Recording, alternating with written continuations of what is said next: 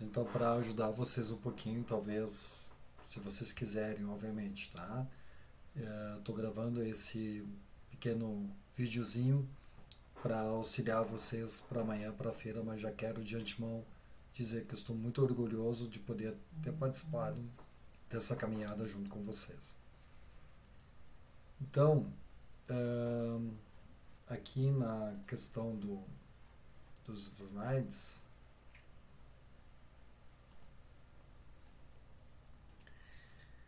vamos comentar algumas coisas então, tá? Então, eu vou compartilhar aqui. Compartilhar. Então, vamos lá. Olá, bom dia, boa tarde. O nosso trabalho é sobre TDAH. O que é? Será que eu tenho? Meu nome é Flávia, meu nome é Maicon, meu nome é Maria, meu nome é Marina. Somos estudantes da turma do nono ano C da EMEB Arnaldo Green e os nossos professores que nos acompanharam foram, como orientador, o professor Chares, co-orientadores, professora Sheila e professor Marcos. Ahn, o problema de pesquisa se deu ah, com relação a um debate que houve durante uma aula e na qual se tocou no assunto do TDAH. E aí ficamos curiosos em saber o que é esse transtorno do déficit de atenção e hiperatividade e também queríamos saber se o TDAH estava presente entre os nossos colegas e na escola como um todo. Nesse sentido, surgiu como hipótese a questão de que há muitos estudantes que podem possuir o TDAH, mas não sabem, devido à falta de conhecimento sobre o assunto, e nem todos os comportamentos que se manifestam dentro do espaço da escola indicam necessariamente um diagnóstico para o TDAH. Então escolhemos esse tema a partir da aula de articulação, a partir de uma discussão, como já comentado antes, na qual nós descobrimos que o professor Chares, que é o professor de articulação, tem TDAH e isso nos deixou curiosos e integrados com esse tema. Como objetivo geral, pretendemos investigar o que é o TDAH a fim de compreender como essa condição afeta o desempenho escolar na Escola Municipal de Educação Básica Arnaldo Green e com objetivos específicos, então, compreender o que é o TDAH, investigar características do TDAH, verificar a ocorrência do TDAH entre os estudantes do sexto ou nono ano e usar um aplicativo para a realização desta verificação entre os estudantes.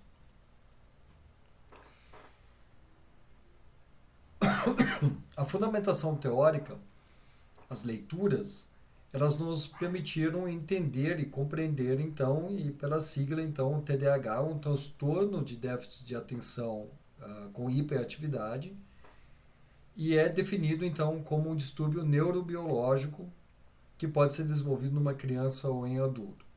Entende-se, então, por neurobiológico uma deficiência, uma alteração dentro do sistema nervoso, né, fazendo com que a rede de conexões de saberes passa a ter algumas ligações, alguns estímulos que são processados de outra forma.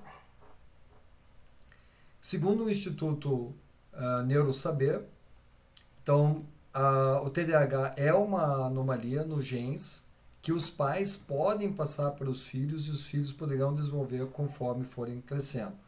Ou seja, segundo as leituras realizadas, percebemos que o TDAH é uma herança, é um déficit hereditário, caracteriza-se como uma doença genética hereditária e que dependendo do desenvolvimento, então, das crianças, né, no decorrer do seu desenvolvimento, vão poder estar manifestando esse transtorno em maior ou menor grau, dependendo dessa característica hereditária.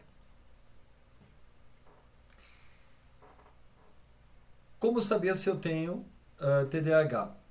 Então, como o TDAH ou gera um impacto no desenvolvimento socioambiental, socioemocional, perdão,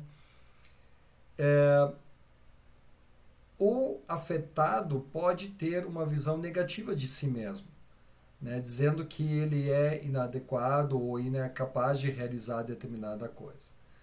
Então, como saber se eu tenho indicativos que sugerem que o meu comportamento, essa visão negativa, distorcida, não conseguir se focar em determinadas atividades, realmente se trata de TDAH. Então, nesse sentido, a pesquisa revelou que existe um questionário denominado SNAP4, que foi construído a partir de um manual de diagnóstica e estatística da Associação Americana de Psiquiatria. E esse questionário é um ponto de partida para que se possa ter indicativos de possíveis sintomas primários deste transtorno. Como o TDAH pode afetar a nossa relação familiar e escolar? Bom, estudos sugerem que crianças com o TDAH têm dificuldades em acompanhar o ritmo das aulas e manter-se concentrado em tarefas, e isso obviamente acaba prejudicando o processo de aprendizagem ao longo dessa caminhada acadêmica. Além disso, esse comportamento hiperativo, impulsivo, interfere no ambiente como um todo, afetando os demais alunos e professores. Nesse sentido, então, como metodologia, optamos por realizar uma bibliográfica online com os Chromebooks, a fim de reunir informações que pudessem construir a nossa fundamentação teórica, e descobrimos e exploramos um aplicativo denominado MEI-ADHD, que foi instalado em 4 celulares, e após uma análise das ferramentas que foram criadas em cima desse teste do SNAP4, inicialmente se fez uma verificação aleatória para identificar quais seriam as possíveis categorias informativas por esse aplicativo. E o teste então demonstrou que são geradas 4 categorias possíveis de sintomas: sem sintomas, sintomas leves, sintomas moderados e sintomas graves. Com base nesses resultados, a gente optou por identificar cada categoria com um numeral e uma cor. Sem sintomas, a gente denominou de 1 e cor verde, sintomas leves 2, cor amarela, sintomas moderados 3, cor laranja, e sintomas graves 4 e cor vermelha. Com base nesse teste, aplicou-se então o TDAH em 2 professores para verificar a confirmação do resultado final, uma vez que esses 2 professores tinham laudo para TDAH. Nossa amostragem foi realizada então em turmas de 6º ao 9º ano, para que a amostragem pudesse ser aleatória. Criamos uns intervalos de 1 a 4, 8 a 12, 16 ao 20, 24 ao 28 e 36 ao 32 ao 36, conforme a ordem numérica da chamada. E aplicamos então em 13 turmas esse questionário, que foi realizado no período de 13 a 16 de agosto. Cada estudante selecionado nesses intervalos respondeu um total de 26 perguntas e ao final então se registrou a categoria informada ao final do teste. Bom, o campo amostral então da pesquisa contou com 13 turmas, num total de 188 estudantes entrevistados, o que representa 46,42% do total de estudantes matriculados do sexto ou nono ano na Arnaldo Green. Mais da metade desses estudantes, 53,2%, se identificaram com o gênero masculino e 46,8% com o gênero feminino. O gráfico 1 ele mostra os resultados, né, obtidos a partir da aplicação de uma tabela que foi organizada então em relação ao gênero e em relação à questão das categorias 1, 2, 3 e 4. Então verificamos que em 9 turmas das 13 utilizadas para a entrevista, foram identificados estudantes que, por meio do aplicativo, foram diagnosticados na categoria 4, ou seja, com sintomas graves, totalizando 10,6% do total dos estudantes entrevistados.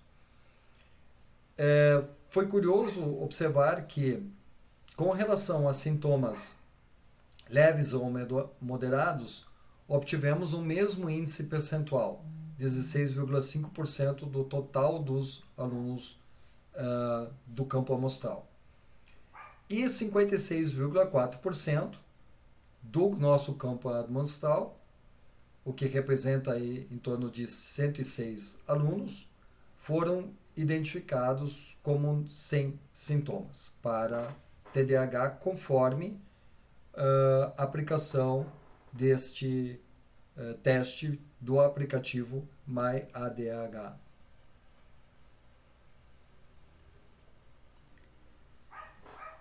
Este é o gráfico que mostra então o resultado dos gêneros conforme a questão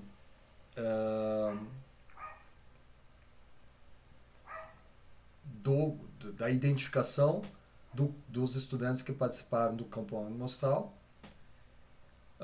E o TDAH tem comprovações genéticas autossômicas não ligadas ao par sexual, ou seja, o TDAH não está ligado aos cromossomos X ou Y, né? Sim ligado aos cromossomos que fazem parte do restante dos 22 pares. Como considerações finais, nós concluímos que a pesquisa bibliográfica revelou que o TDAH impacta significativamente então nos aspectos cognitivos e comportamentais fundamentais, né, dentro do contexto da caminhada escolar, da caminhada de aprendizagem. Os testes realizados junto ao aplicativo MyADH, aplicado aos estudantes, revelou que 10% dos estudantes entrevistados podem ter diagnóstico informativo por TDAH, 16,5% apresentaram sintomas leves ou moderados para esse transtorno. Esse resultado que nós obtivemos de 10% corrobora com a questão do índice nacional para essa faixa etária que está em torno de 8%. Como atividades futuras, queremos produzir um infográfico sobre o tema a ser distribuído para os estudantes, também em momentos para os responsáveis, promover uma palestra com psicólogo da escola sobre o tema para as famílias interessadas e procurar uma unidade básica de saúde para saber se há atendimentos que são fornecidos para quem tem laudo comprovado para TDAH. Essas foram as nossas referências bibliográficas e agradecemos a atenção de todos por este momento.